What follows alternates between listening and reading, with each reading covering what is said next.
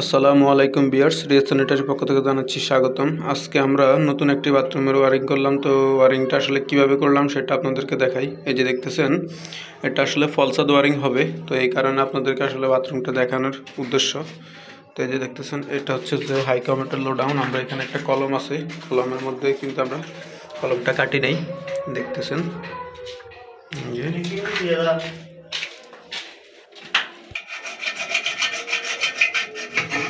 তো ভিউয়ার্স, আপনারা কিন্তু দেখতে পাচ্ছেন আমাদের ওয়ারেন্টি কিন্তু সম্পূর্ণ হয়ে গেছে। এটা ফলসাদ ওয়ারিং হবে।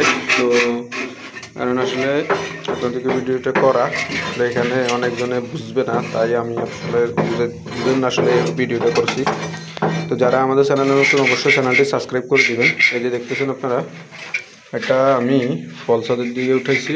সেটা ফলসাদের থেকে ঠান্ডা পানির লাইনটা যেটা ছাদ থেকে মেন ট্যাঙ্কি থেকে আসবে, সেটা এখান থেকে আসবে। কারণ হচ্ছে যে এখানে একটা কলম আছে, কলম থাকার কারণে আসলে কলমটা কাটা হয় নাই। তো এই কারণে আসলে আমরা ফলসাদ ওয়ারিংটা করতেছি।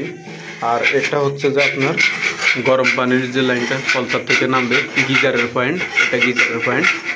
তো এখানে সংশ্লিষ্ট ককগুলো আপনার ফিটিং করা হয়েছে। এই যে দেখতেছেন বাট্টাপ মিক্সারের পয়েন্ট, দেখতেছেন সংশ্লিষ্ট কক। এটা জর্নার পয়েন্ট, এটা জর্নার পয়েন্ট। তারপর হচ্ছে যে আপনার বেসিংয়ের মধ্যে আমরা লাইনটা নিয়েছি ঠিক এভাবে। দেখতেছেন এখানে একটা বেসিং হবে, এখানে 2 ফিট জায়গা আছে, 2 ফিট জায়গার ভিতরে একটা বেসিং হবে। তো বেসিংয়ের নিচে যে পানির লাইনটা যাবে ওটার জন্য আসলে আমরা গ্রুপ কেটে রাখছি। তো আসলে কলমটা না কেটে কিন্তু আমরা এই যে পয়েন্টটা দিছি, এটা হচ্ছে যে আপনার লোডাউনের যে পয়েন্ট, লোডাউনের পয়েন্ট এই যে প্লগ দিয়ে এনে দিছি। কারণ অনেকেই লোডাউন ফিটিংস করে না। এটা হচ্ছে যে বন্ধের পয়েন্ট। এই যে কমেট স্টেজের জন্য আমরা গাঁথনিটা করে রাখছি। এই যে কমেটটা এখন বসাবো, দেখতে পাচ্ছেন। তো কমেটের এখানে ঢালাই করা আছে, এখন ঢালাইটা হালকা একটু কেটে তারপরে কমেটটা বসানো হবে। তো এ হচ্ছে যে আমাদের আজকের কাজ। দেখতেছি বিষয়টা কিন্তু দূর থেকে তাকালে কিন্তু একদম দারুণ লাগে, ঠিক আছে। দেখতে পাচ্ছেন এখানে কিন্তু জানালার পরে আমরা কিন্তু এখানে এই যে সিঙ্কের জন্য যে গ্যাপটা কাটা হয়েছে এটা হচ্ছে সেটা।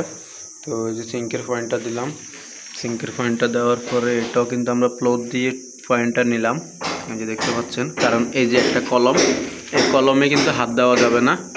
কলম কিন্তু একেবারেই কলম কাটার নিষেধ, কলমে হাত দেওয়া যাবে না। তো এই কারণে আমরা নিচ দিয়ে লাইনটি নিলাম, দেখতে পাচ্ছেন। ঠিক এভাবে